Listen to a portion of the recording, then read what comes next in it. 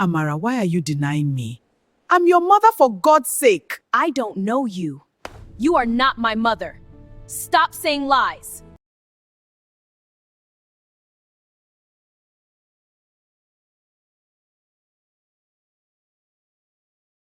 I stood in front of my mother's grave, crying like a child, but the woman I was begging to forgive me could no longer hear a single word.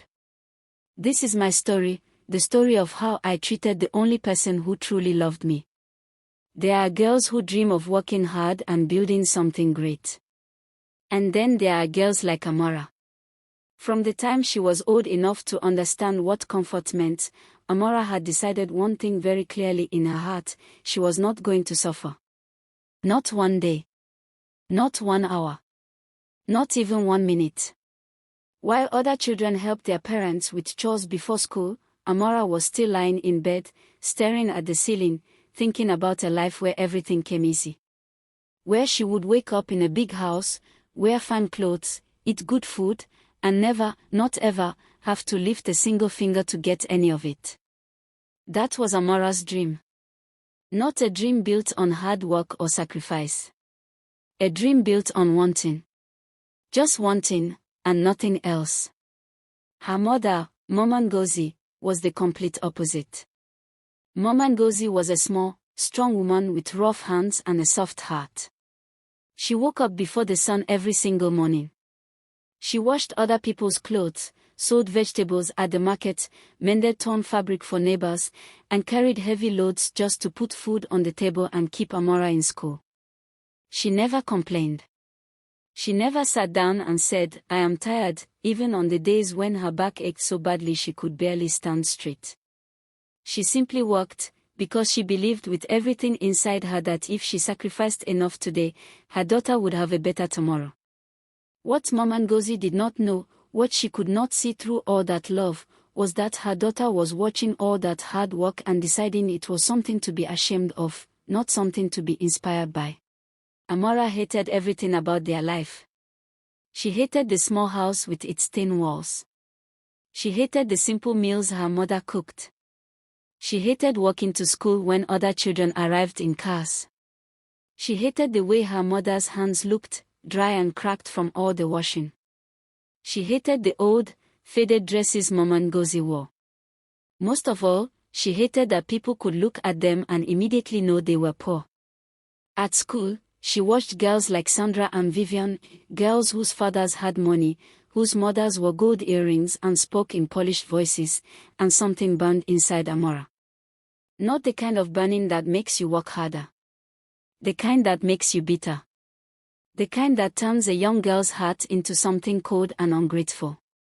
One evening, Mama Ngozi came home exhausted, her wrapper soaked in sweat, her feet dusty from the long walk back from the market. She dropped her basket at the door and stretched her aching back with a quiet groan. Then she looked up and smiled at Amara, that wide, full smile she always had no matter how tired she was, and said, "Amara, come and help Mama peel these yams so we can eat." Amara did not even look up from where she was sitting, pressing her fingers against the small mirror she used to practice looking beautiful. She said flatly, "I don't do that kind of thing, Mama. My hands are not made for that." Mama Ngozi stood very still for a moment. She looked at her daughter, this child she had carried, this child she had bled for, and said nothing. She picked up the yams herself, went to the small kitchen, and began to peel them alone. And as she peeled, her eyes were wet. Not from the smoke of the fire. From something much deeper than that. Before I tell you what I did to my own mother, please subscribe, because stories like this are not just stories, they are lessons we all need before it's too late.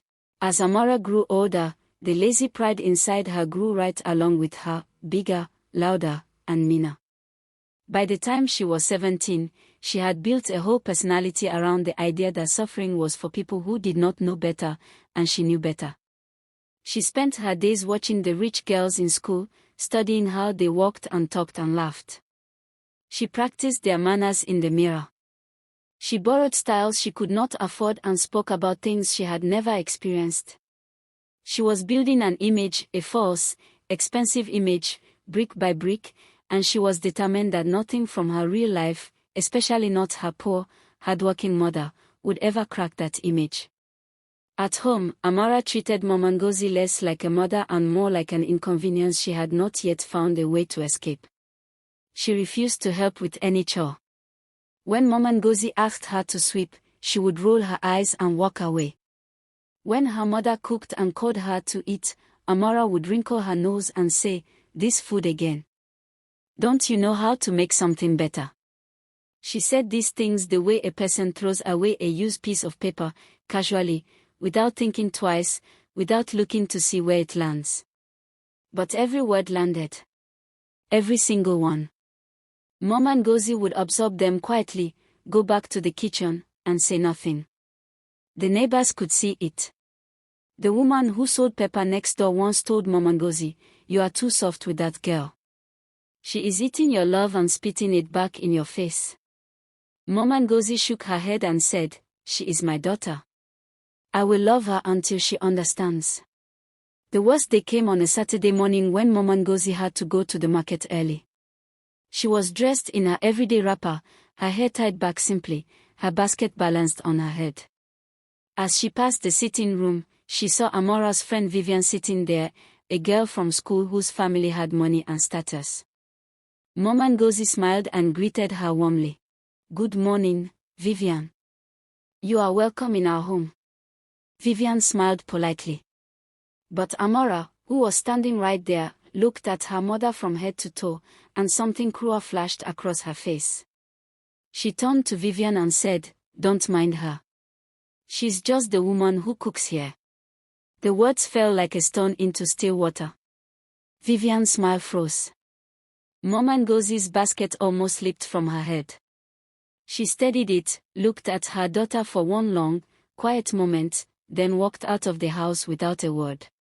She did not cry until she reached the end of the road and was sure no one could see her. That night, Amara slept without guilt. She told herself she had done nothing wrong. She told herself her mother was too emotional, too sensitive, too attached to a life that Amara wanted nothing to do with. She told herself she was going to live this small, suffocating life very soon and never look back. What she did not tell herself, what she refused to even think about, was the image of her mother's face in that moment. That quiet, crushed, still face. The face of a woman who had given everything and was now being told, by her own child, in front of a stranger, that she was nothing.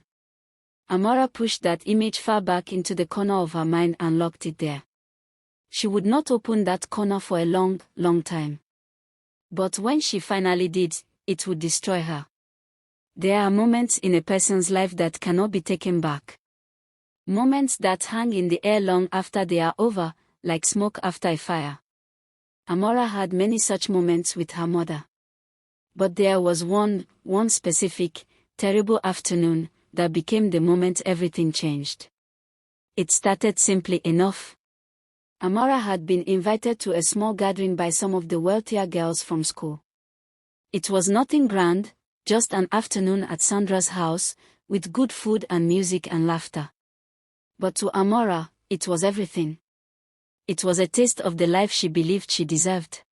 She spent the whole morning getting ready, pressing her best dress, fixing her hair, rehearsing how she would speak and smile and act like she belonged. Just as she was about to leave, Mama Ngozi appeared in the doorway, still in her work clothes, her face tired but her eyes gentle. She was holding a small amount of money in her hand, money she had clearly struggled to gather. "Amara," she said carefully, "I need you to pass by the pharmacy on your way and get my medicine. My chest has been paining me since last week. They know me there. Just give them this and collect a small package." Amara stared at her mother. Then she looked at the money. Then she looked at her own perfectly pressed dress and imagined walking into a pharmacy, looking like someone who ran errands for a sick old woman. She snatched the money, stuffed it into her bag, and said, "Fine. I will go." But she did not go. She walked straight to Sandra's house and spent every last coin of that medicine money on snacks and drinks for herself and her new friends. She came home that evening laughing and bright-eyed, full of the afternoon's fun. Mama Ngozi was sitting in the corner of the room, her hand pressed to her chest, her breathing slightly rough. She looked at Amara and asked quietly, "Did you get the medicine?" The laughter died on Amara's face, but not from guilt. From irritation. "I forgot," she said. "I was busy." Mama Ngozi closed her eyes. She did not shout. She did not curse. She just said, almost to herself, "You forgot." And somehow, the way she said those two words, so soft, so tired, so unsurprised, was louder than any scream. Amara walked to her room and shut the door. She did not check on her mother that night. She did not ask if she was still in pain. She went to sleep telling herself it was just medicine. Her mother would be fine. She always was. What Amara did not know, what she was too wrapped up in herself to notice, was that Mama Ngozi had been quietly unwell for much longer than 1 week. The chest pains were not new. They came and went, each time a little worse than before. But Mama Ngozi had told no one, because telling someone meant spending money on hospital visits, and every coin she had was already accounted for: food, school fees, house rent, and the quiet, invisible cost of loving a daughter who did not love her back. The woman pressed her hand to her chest in the darkness that night, breathed slowly and carefully, and prayed the same prayer she prayed every night. Not for herself. For Amara. She prayed that God would protect her daughter, open her eyes, and give her a good life. She prayed for the child who had just spent her medicine money on snacks and gone to sleep without even saying goodnight. That was the kind of mother Mama Ngozi was. And that was the kind of daughter Amara had become. The morning Amara left, the sky was grey and low, like even the clouds were reluctant to let the day begin. She had been planning it for months, quietly, secretly, the way someone plans an escape. She had made contact with a girl named Priscilla who lived in the city and had promised her a room, a job opportunity, and most importantly, a new life far away from everything Amara was ashamed of. She packed her bag the night before, moving slowly so Mama Ngozi would not hear. She folded her best clothes carefully, tucked in her small savings, and sat on the edge of her bed in the dark, telling herself this was the right thing. This was her chance. This was the beginning of everything she had ever wanted. At dawn, she picked up her bag and walked quietly to the door. She almost made it out. But Mama Ngozi was already awake. She was always awake before the sun. She was sitting at the small table in the kitchen, wrapping a piece of cloth around something. She did not flinch, did not cry, did not beg. She simply looked at her daughter, this girl she had carried, nursed, starved herself for, and said, "I will pray for you every day, my child. And when you are ready, you will know where to find me." Amara turned and walked out. She did not look back. Not once. Mama Ngozi stood in the doorway and watched her daughter until she disappeared around the bend in the road. Then she turned back into the small, quiet house. She sat down at the table. She folded her hands. And for the first time in years, for the first time since she had decided to be strong for Amara no matter what, she let herself cry. Not a loud, dramatic cry. A slow, deep, old cry. The kind that comes from somewhere so far inside a person that it takes years to finally reach the surface. She cried for the little girl who used to run to her with muddy feet. She cried for the daughter who no longer saw her as a mother, only as a reminder of everything she wanted to escape. And when the tears were done, she wiped her face, stood up, and went back to work. Because that was all she knew how to do. Love and work. Work and love. Even when there was no one left to do it for. The city welcomed Amara the way it welcomes everyone, with bright lights, loud noise, and beautiful eyes. Priscilla's room turned out to be a single cramped space shared by 4 other girls, but Amara told herself it was temporary. The job opportunity Priscilla had promised turned out to be selling phone accessories at a roadside store, but Amara told herself it was a stepping stone. Everything was temporary. Everything was a stepping stone. She held on to that belief the way a drowning person holds onto a piece of wood, with both hands, with everything she had, refusing to look at the water rising around her. For the first few months, Amara threw herself into the city with the hunger of someone who had been starving all their life. She made friends quickly, or what she thought were friends. There was a group of young women who always seemed to have money, always dressed well, always knew where the good parties were. They took Amara in because she was pretty and funny and desperate to belong, and those three things together made a person very useful to a certain kind of crowd. She laughed with them, went everywhere they went, and slowly began to feel like she was finally becoming the woman she had always imagined herself to be. She sent no money home. She made no phone calls. She told herself Mama Ngozi was fine. She told herself Mama Ngozi had always been fine without her. But then the cracks appeared. The friends who always had money began asking Amara to help them with things she was not comfortable with, small lies at first, then bigger ones. The job at the store paid barely enough to eat. The room became suffocating. Priscilla, who had seemed so glamorous and full of promise, revealed herself slowly as a woman running away from her own troubles, just like Amara. One by one, the bright lights of the city began to dim. The noise that had felt exciting began to feel exhausting. Late at night, lying on a thin mattress and listening to the sounds of 4 other people sleeping around her, Amara began to think about things she had worked very hard not to think about. She thought about a small house with thin walls.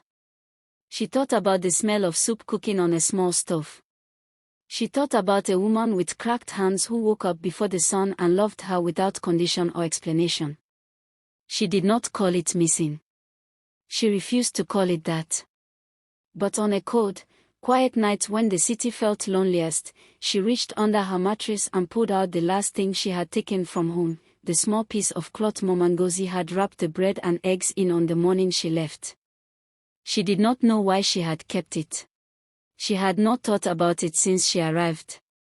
But now she held it in the darkness and pressed it against her face, and the faint smell of her mother's hands was still there, soap and work and something warm that had no name. She told herself it meant nothing.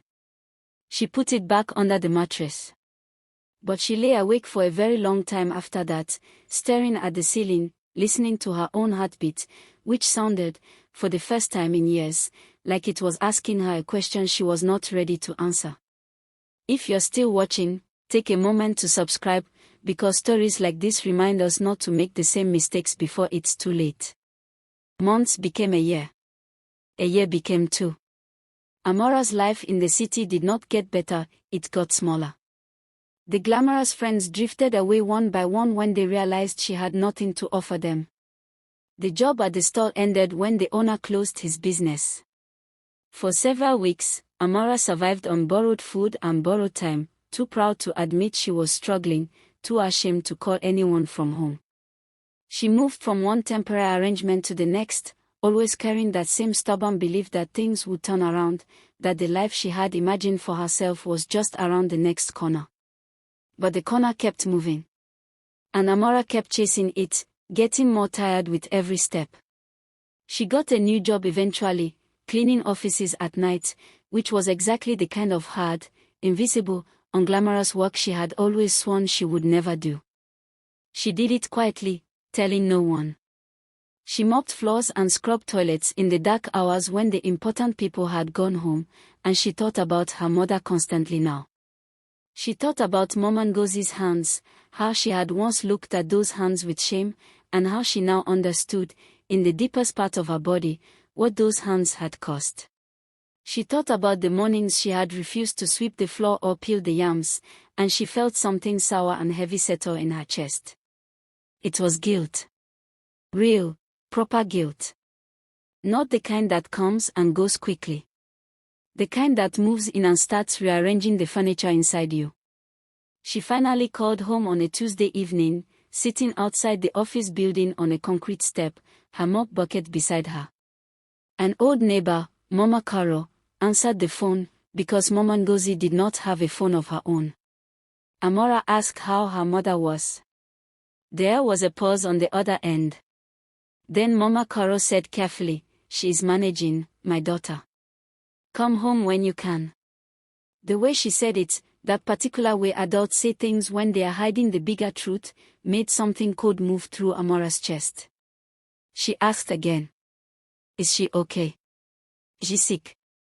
Mama Koro paused again and said, "Just come home, Amara. Come when you can." Amara told herself it was nothing.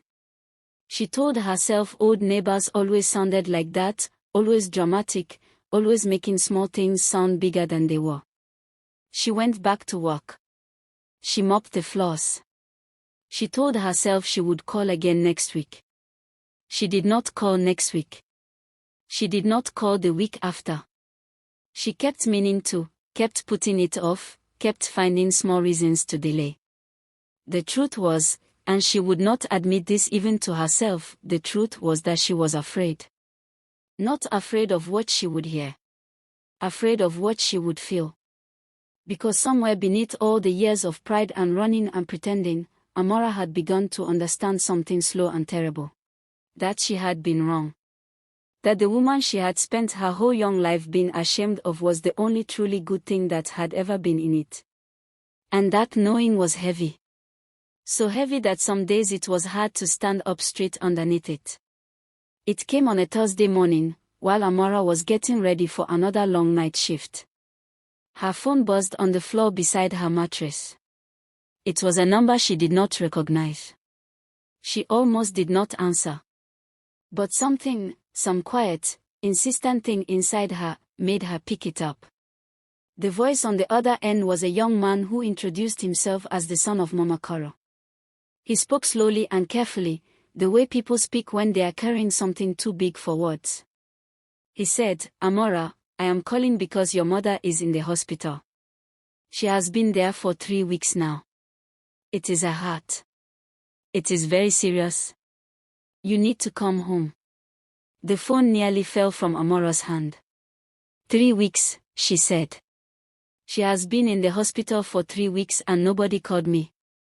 There was a silence. Then the young man said, quietly, "She asked us not to call you. She said you were building your life and she did not want to disturb you." Amara sat down on the floor right where she was standing. She sat down because her legs stopped working. 3 weeks. Her mother had been lying in a hospital for 3 weeks with a serious heart condition, and had specifically asked the people around her not to tell Amara, because she did not want to be a burden. Because even now, even after everything, Mama Ngozi's first thought was to protect her daughter from worry. Amara packed her bag in 7 minutes. She did not think about work or notice or money. She did not think about the pride she had carried for so long like a crown. She just packed and moved, her hands shaking, her mind running ahead of her body, already at the hospital, already at her mother's bedside, already saying all the things she had never said. On the long bus ride home, she did not sleep. She sat by the window and watched the road unroll in the headlights, and she talked to her mother in her head. She said, "Mama, I am coming. I am sorry. I am so, so sorry. Just hold on. Please hold on." She whispered it like a prayer, over and over, the words worn smooth from repetition, like stones rubbed together in a desperate hand. She told herself her mother would be there. She told herself there was still time. She had to believe there was still time. When the bus finally pulled into the familiar dusty road of her hometown in the early morning, Amara jumped off before it fully stopped. She ran. She ran in the same direction she had walked away from 2 years ago. The town looked the same market stalls, the same crooked fence posts, the same smell of morning fires and wet earth. But everything felt different now. Everything felt fragile and sharp and urgent. She ran all the way to the hospital, her bag banging against her back, her breath coming in ragged pieces. She burst through the doors and grabbed the first nurse she saw and said, "Ngozi. My mother. Where is she?" The nurse looked at her with eyes that already carried the answer. And Amara knew. Even before the nurse opened her mouth. She knew. The nurse led her down a corridor that smelled of medicine and something final. At the end of the corridor was a room with a half-open door. Mama Carol was standing outside it, her arms folded across her chest, her face heavy with a grief she had clearly been carrying for a while. When she saw Amara running toward her, she opened her arms. And the way she opened them, slow and wide and full of sorrow, told Amara everything without a single word being spoken. Amara stopped walking 3 steps away from Mama Carol. She stood very still. The world around her went strangely quiet. When? She asked. Just that one word. Mama Carol closed her eyes. Last night, she said softly. Just before midnight. She went peacefully, Amara. She was not in pain at the end. Amara walked past her into the room. The woman lying on the bed looked smaller than Amara remembered. Smaller and strangely peaceful, her hands folded across her chest, her face relaxed in a way it had never quite been in life, because in life Mama Ngozi was always moving, always carrying, always doing something for someone else. Now she was finally still. Amara stood at the bedside and looked at her mother for a long time without making a sound. She looked at those hands, those rough, cracked, hardworking hands that had washed and cooked and mended and carried for decades. Those hands that had once stretched out a lunch pack wrapped in newspaper and been met with silence and a turn back. She reached out and touched them. They were cold. That was when the sound came out of her. It was not a cry she had planned or expected. It came from somewhere below words, below thought, below everything she had built herself into over the years. It was the sound of something enormous collapsing. She sank to her knees beside the bed and she held her mother's cold hands in both of hers and she wept in a way she had not wept since she was a very small child. She said, "Mama. Mama, I am here. I came back. I am so sorry, Mama. I am so sorry." She said it over and over until the words dissolved into sobbing and the sobbing dissolved into a silence that was heavier than anything she had ever carried. Mama Carol stood in the doorway and wept quietly too. The nurses did not disturb her. They understood that some griefs need to be allowed to run their full course, like a river that must reach the sea. Later, when Amara was sitting outside on a concrete step, her eyes swollen and her voice gone, Mama Carol sat beside her and pressed a folded piece of paper into her hand. "She wrote this for you," Mama Carol said quietly.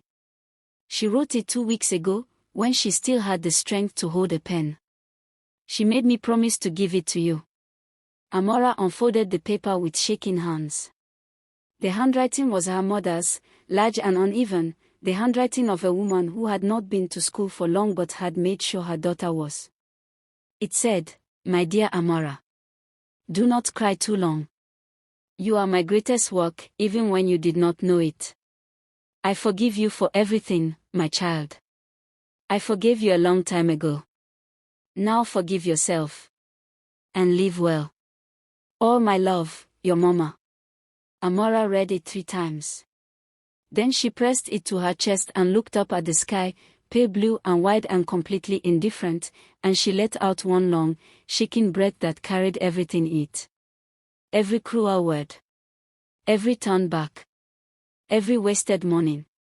Every medicine coin spent on snacks. Every year of running away from the one person who had never, not once, stopped running toward her. They buried Mama Ngozi on a Saturday, under a tree at the edge of the small churchyard she had attended every Sunday for 30 years. The people who came to the burial were the ones who had known her best, not rich people, not important people, just ordinary people whose clothes she had washed, whose children she had sometimes fed, whose burdens she had quietly helped carry without ever being asked. An old man who sold yams at the market said, Ngozi was the kind of woman who made the world around her softer. Just by being in it. A woman who had been her neighbor for 20 years said, she talked about her daughter every single day. Every single day, she would say, "My Amara is going to do great things. Watch and see."